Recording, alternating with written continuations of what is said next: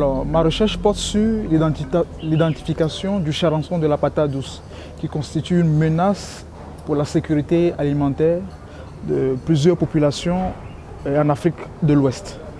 Alors, l'idée, c'est de savoir l'espèce qui attaque ou les espèces qui causent d'énormes dégâts à cette culture qui représente une source de revenus pour les populations et de formuler plus tard des mesures de lutte appropriées, respectueuses de l'environnement et moins onéreuses pour les populations.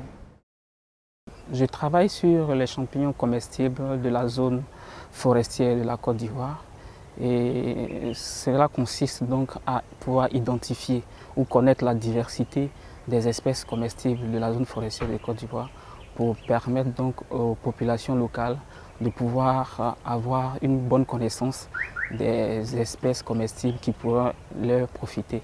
Voilà. Mes recherches concernent donc les conséquences de la destruction des habitats naturels sur les populations animales de manière générale et plus particulièrement sur la faune des insectes représentée dans mes recherches par les termites. Je suis chargé de faire la monographie de tout ce qu'on a comme amphibiens au Bénin.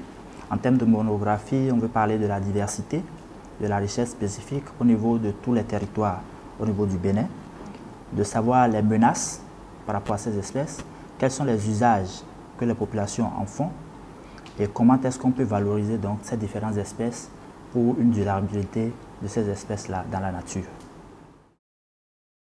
Je travaille sur des macroinvertébrés qui ne sont rien d'autre que des petits organismes aquatiques qui vivent au fond de nos écosystèmes. Plus particulièrement au niveau du lac Nokoué, j'évalue la possibilité de les utiliser comme bioindicateurs. Je travaille sur la taxonomie, l'écologie et l'importance des macromycètes dans la province de la Chopo. Ma recherche concerne une espèce de poisson introduite au lac Kivu, venant du lac Tanganyika. En fait, je voudrais comprendre les changements survenus au sein de cette espèce-là après son introduction au lac Kivu. Je travaille sur l'identification des termites ravageurs des cultures, principalement l'igname, et sur la résistance des variétés locales aux attaques de termites. Cherchons à faire un inventaire des fourmis qui vivent dans les milieux urbains en Côte d'Ivoire. L'idée, c'est que ces organismes, à cause de leur petite taille, sont souvent transportés dans les lieux urbains suite aux activités humaines telles que le commerce, le tourisme. Et ces organismes, en s'accommodant à la vie humaine, finissent par se multiplier et deviennent invasives. Ma recherche concerne l'étude des abeilles, leur importance dans la multiplication des plantes et dans la production de fruits et des graines que nous consommons. En fait, je travaille sur la biodiversité des eaux souterraines au Bénin.